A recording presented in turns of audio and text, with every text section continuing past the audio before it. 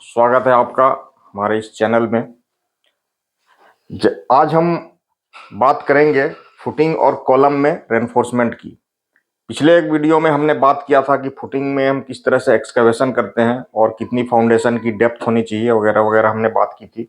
लेकिन आज हम स्पेसिफिकली रेनफोर्समेंट के बारे में बात करेंगे कि फुटिंग और कॉलम में कितना रेनफोर्समेंट होना चाहिए, मतलब कितना सरिया उसमें किस किस डाया का सरिया कितना स्पेसिंग में डालना चाहिए और किस तरीके से डालना चाहिए, इसके लिए विशेष रूप से बात करेंगे। तो इसीलिए आप वीडियो को बहुत गौर से देखिएगा, क्योंकि अक्सर हम ऐसी गलतियां कर जाते हैं सरिया बांधने के क्रम में, ठेकेदार के द्वारा या सुपरवाइजर के द्वारा या हमारे मिस्त्री के द्वारा ऐसी गलतियां कर दी जाती हैं और वो गलती जो है वो कभी कभी बहुत ही नुकसानदायक साबित होती है आपके घर के लिए और आपके परिवार के लिए, हमारे लिए। और कभी कभी आपको उसको रेक्टिफाई करने में बहुत ज्यादा खर्च भी आ जाता है और कभी कभी वो गलती ऐसी हो जाती है कि इसको आप रेक्टिफाई भी नहीं कर सकते फ्यूचर में। तो इसीलिए बहुत ध्यान से देखिएगा, अगर आप घर बनाने जा रहे हैं या घर बनाने की सोच रहे हैं तो इसमें सारी जानकारी आपको मिलेगी यहाँ पर। देखिए, जैसा कि मैंने पहले ही कहा था कि जब भी आप घर बनाते हैं तो फाउंडेशन डेप्थ डिसाइड करते हैं। फाउंडेशन का डेप्थ डिसाइड करने के लिए आपको सॉइल टेस्टिंग करनी पड़ती है। सॉइल टेस्टिंग आपने कर लिया और फाउंडेशन डेप्थ डिसाइड कर लिया।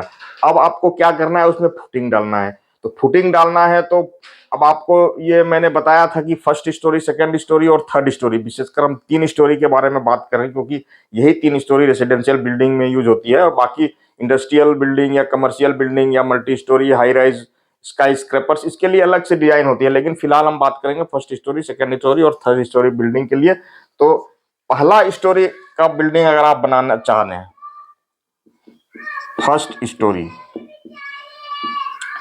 मतलब 1 स्टोरी बिल्डिंग आप बनाना चाहते हैं आपने डिसाइड कर लिया है कि जो है आपको एक ही स्टोरी का बिल्डिंग बनाना है, दूसरा स्टोरी इसमें नहीं डालना है। तो उस केस में मैंने कल भी बताया था कि आपको कुछ नहीं करना है, आपको एक फाउंडेशन डेप्थ डिसाइड कर लीजिए। आपने ये जो है नॉर्मल ग्राउंड लेवल है, यहां से आपने जो है फाउंडेशन डेप्थ डिसाइड कर लिया। फाउंडेशन डेप्थ मैंने थंब रूल बताया था कि ये 3.5 फीट होना चाहिए। अगर आप फर्स्ट स्टोरी बिल्डिंग बना रहे हैं उस पर भी आपका 3.5 फीट होना चाहिए। 3 फीट तो मिनिमम है, लेकिन 3.5 फीट जो है उस सेफ जोन में आता है। और उसके बाद मैंने ये भी बताया था कि यहाँ पहले आपको सैंड फिलिंग करनी है। अगर आपने ये वीडियो नहीं देखा है तो आप कृपया करके देख लीजिए, क्योंकि ये बहुत ही जरूरी चीज है। ये आपका सैंड फिलिंग है और ये आपका पीसीसी है। ये दोनों काम आपको करना है, 1 2 4 या 1 3 6 का कंक्रीट करके, ये दोनों काम बहुत जरूरी है। इसके बाद आता है फुटिंग, और फुटिंग में आपको जो है रेनफोर्समेंट प्रोवाइड करना है। तो अगर फर्स्ट स्टोरी बिल्डिंग है तो उसका फुटिंग का क्या, रेनफोर्समेंट का क्या साइज होगा और रेनफोर्समेंट हम किस तरह से प्रोवाइड करेंगे, तो इसके लिए आप देखिए, मैं आपको डिटेल में बताने का प्रयास करूंगा। अगर आपका 1 स्टोरी बिल्डिंग है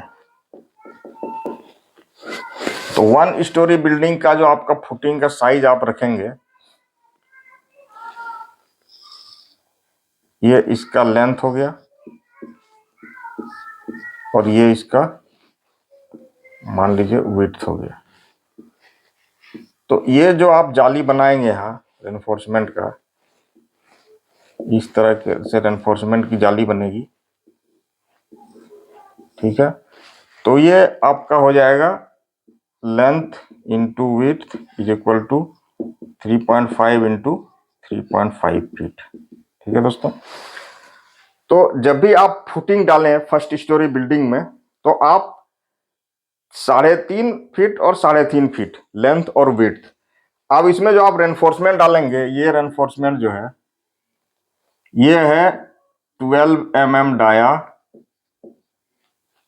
150 mm सेंटर टू सेंटर, मतलब यहां से यहां की दूरी 150 mm, मतलब कितना हो गया, 6 इंच हो गया करीब करीब। और दोनों साइड में आपको सेम, इधर भी और ये रेनफोर्समेंट भी और आपका ये रेनफोर्समेंट भी, दोनों रेनफोर्समेंट आपका जो है इसी डायरेक्शन में जाएगा। 12 mm का सरिया देने हैं, 150 mm सेंटर टू सेंटर का स्पेसिंग में। क्लियर है? इतना अगर आपने दे दिया तो आपको कोई भी प्रॉब्लम नहीं आएगी। अब यहां से जो है आपका, यहां से आपने फुटिंग का सरिया डाल दिया यहाँ पे, ठीक है। उसके बाद आपका कॉलम खड़ा करना है यहाँ इस तरीके का। तो जो कॉलम में आप रेनफोर्समेंट देंगे, ये कॉलम का रेनफोर्समेंट है, यहां तक उसकी कास्टिंग होगी, मान लीजिए ये उसकी कास्टिंग हो जाएगी। और ये जो सरिया है, जो पिलर में जो सरिया होगा, तो इसका रेनफोर्समेंट क्या होगा तो वो भी देख लीजिए। इसका जो डायमेंशन है वो आपको कुछ इस तरह का होगा। इस तरह से आपको देना है, यहाँ पे एक सरिया देना है, यहाँ पे एक सरिया देना है, चारों कोनों में 4 सरिया देना है, और यहाँ पे आपको ये हुक है। तो ये जो सरिया है ये आपका 12 mm डाया, ये डायमीटर का साइन है, ठीक है, 4 नंबर्स, ठीक है। ये 4 सरिये आपको देने हैं कॉलम में। और ये जो सरिया है ये पूरा का पूरा सरिया यहाँ से यहाँ तक नीचे तक जाएगा, यहाँ तक, ये यहाँ बेंड होगा। और ये जो बेंड लेंथ है यहाँ से लेके यहाँ तक, ये कम से कम 300 mm होना चाहिए, मतलब 300 mm, 12 इंच, मतलब 1 फीट, लगभग 1 फीट तक ये इसमें जो है फुटिंग में आना चाहिए। ये थंब रूल है, इसको बिल्कुल ही फॉलो करना है। और इसमें एक स्टायरप्स भी होता है। ये जो रिंग है, ये रिंग, ये आपको 8 mm का रिंग देना है, 8 mm रिंग, ठीक है। और इसका जो हुक है ये इंश्योर कीजिए कि यहाँ पे ये हुक 135 डिग्री पे मुड़ा रहे कम से कम। ऐसा नहीं करना है कि इस सरिये को यहाँ तक लाके छोड़ दिया और इधर से जो रिंग है उसको यहाँ तक लाके 90 डिग्री में छोड़ दिया। ऐसा बिल्कुल नहीं करना है, बहुत बड़ी गलती है वो। उस तरह का मिस्टेक नहीं करना है। मतलब मैं कह रहा हूँ, जैसे ये आपने कॉलम है, यहाँ पे सरिया दिया, यहाँ पे सरिया दिया, यहाँ पे सरिया दिया, ये रिंग यहाँ से गया और यहाँ पे आपने ऐसे छोड़ दिया, ये ठीक है। इसको इधर से गया, यहाँ पे ऐसे, इसको ऐसे मोड़ा नहीं, तो इसको पूरा मोड़ना है। नहीं तो क्या होगा, जब कॉलम पे लोड आएगा तो वो आपका रिंग खुल जाएगा। तो ये तो हमने बात किया 1 स्टोरी बिल्डिंग के लिए, ठीक है दोस्तों। 1 स्टोरी बिल्डिंग के लिए थंब रूल आप याद रखिए, आप इसका स्क्रीनशॉट भी ले सकते हैं अगर आप 1 स्टोरी बिल्डिंग बनाने की सोच रहे हैं। आपको ये काम करना है, फाउंडेशन में फुटिंग करना है, ये जाली लगाना है, और ये कॉलम का रेनफोर्समेंट आंख मूंद कर लगाना है। सरिया जो है आपका ये TMT बार होना चाहिए, किसी भी ब्रांडेड TMT बार 500D, उसमें लिखा होगा 500D। अगर आप IS नंबर चेक करेंगे तो ये आएगा 1786, IS 1786 के अकॉर्डिंग उसमें लिखा होगा, और TMT बार 500D लिखा होगा, ठीक है। ये आप चेक कर लीजिएगा। 500D जो सबसे अच्छा ब्रांड भी आ रहा है मार्केट में TMT का, वो आपका आ रहा है टाटा, जिंदल। मैं कोई किसी का प्रचार नहीं कर रहा हूं, लेकिन अगर आपको अच्छा ब्रांड का खरीदना है तो टाटा या जिंदल में आपका जो है ये आता है पैंथर ही लेना है आपको, ये ध्यान रखिएगा। कोई और मार्केट भी आता है लेकिन वो री रोल्ड मटेरियल होता है, स्क्रैप से भी बहुत सारा जो है ये TMT बार बनता है। तो इसको आपको टाटा ले लीजिए, जिंदल ले लीजिए, या सेल का ले लीजिए, SAIL, या श्याम इंजीनियरिंग लिमिटेड ACL का आता है, ये भी ले लीजिए। तो कोई भी अच्छी क्वालिटी का, या आप बिजाग ले लीजिए, बिजाग, ठीक है। इसको RINL भी बोलते हैं, RINL, राष्ट्रीय इस्पात निगम लिमिटेड। तो कोई भी ब्रांड का आप सरिया ले सकते हैं, ब्रांड में कोई दिक्कत नहीं है। कोई भी अच्छी ब्रांड का सरिया जो आपको अच्छा लगता है वो ले लीजिए। इसमें एक ही चीज आपको इंश्योर करना है कि ये इसका ग्रेड जो है FE 500D होना चाहिए, ये लिखा होना चाहिए सरिया के ऊपर, ये ध्यान रखिएगा 500D। आप FE 415 भी आता है, वो भी नहीं लेना है आपको, 550 भी नहीं लेना है। कभी कभी आप चेक कर लीजिएगा, अगर FE 550 अगर आपको मिल रहा है, 550D, ठीक है, इसके बदले में इसी रेट में अगर अवेलेबल नहीं है तो 500 की जगह 550 भी है तो भी चलेगा, कोई दिक्कत नहीं है। लेकिन कम से कम ये आपको FE 500 होना चाहिए। और ये इंडियन स्टैंडर्ड मैंने बताया था 1786। तो ये जो है बेसिक चीज है, इस पे ध्यान रखना है आपको। अच्छा, अब हम चलते हैं कि जब हम, ये था 1 स्टोरी का रेनफोर्समेंट। अगर आप सेकंड स्टोरी बनाना चाहते हैं, और मैं ये रिकमेंड करूंगा कि जब आप फर्स्ट स्टोरी का बिल्डिंग बनाते हैं तो अक्सर ऐसा होता है कि हम उसको जो है सोच नहीं पाते हैं कि फ्यूचर में हमें सेकंड स्टोरी भी बनाना पड़ेगा। तो ऐसी स्थिति में आप ये मान के चलिए कि आपको फर्स्ट स्टोरी बिल्डिंग बनाने के बाद सेकंड स्टोरी डालना पड़ेगा। तो इसीलिए मेरा ये सजेशन रहता है कि फाउंडेशन कम से कम जो है हम सेकंड स्टोरी के हिसाब से कर लें। भले आप फर्स्ट स्टोरी बनाइए, लेकिन बाद में कभी आप जरूरत पड़ेगा तो फाउंडेशन तो दोबारा बन नहीं पाएगा। इसलिए फाउंडेशन कम से कम हमें सेकंड स्टोरी के हिसाब से करना होगा। खैर, ये जो हम अगर हम 2 स्टोरी का बिल्डिंग बनाएंगे तो देखिए क्या क्या इसमें डिफरेंस, हमें क्या क्या करना पड़ेगा, बहुत क्लियर हो जाएगा आपका। चूंकि 2 स्टोरी बिल्डिंग में लोड ज्यादा होगा, ठीक है, लोड डिस्ट्रीब्यूशन हमें करना पड़ेगा। तो ये जो बेस हमने दिया है फुटिंग का, ये हमें थोड़ा सा बढ़ाना पड़ेगा। ये दोनों सेम रहेगा, इसमें कोई चेंज नहीं होगा, ठीक है ना। इसको आप कर दीजिए 4 फीट, इसको भी कर दीजिए 4 फीट, ठीक है। और डेप्थ ऑफ फाउंडेशन भी आपको जो है 1 फीट और नीचे जाना पड़ेगा, तो ये हो जाएगा 4.5 फीट। क्लियर है।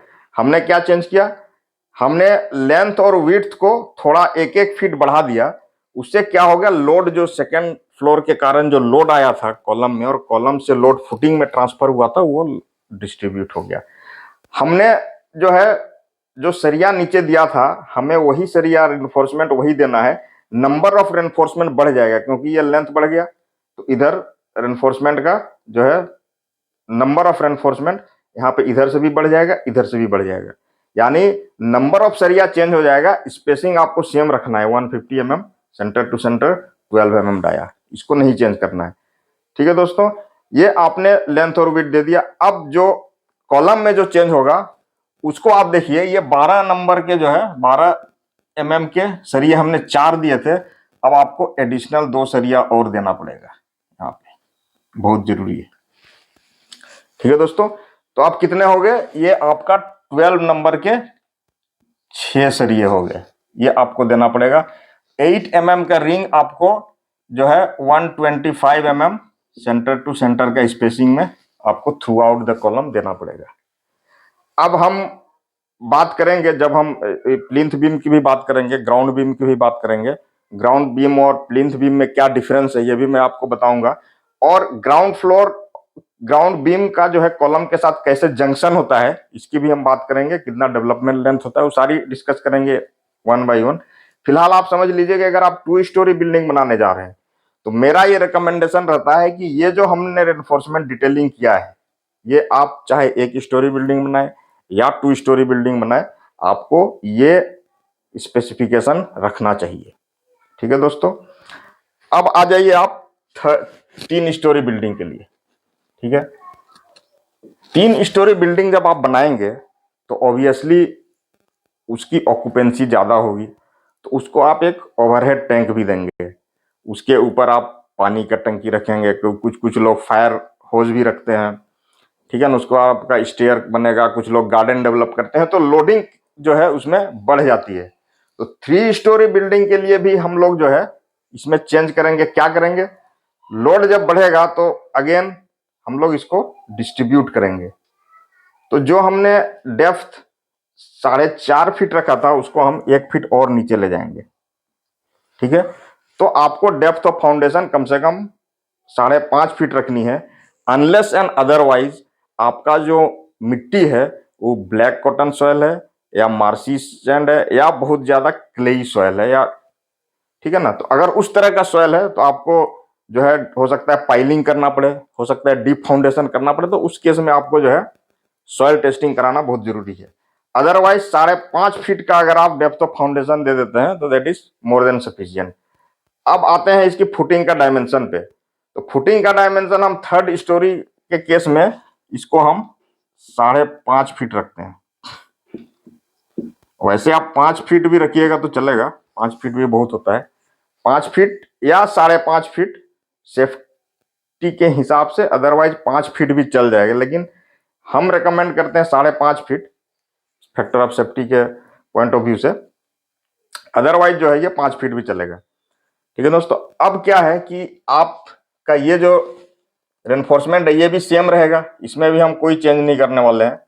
ठीक है ना, इसमें भी नंबर ऑफ सरिया जो है बढ़ जाएगा, अदरवाइज ये सेम रहेगा। यहां पर आप देखिए, यहां पे थोड़ा सा चेंज होगा। यहां पे हम क्या करेंगे, इस एंड पे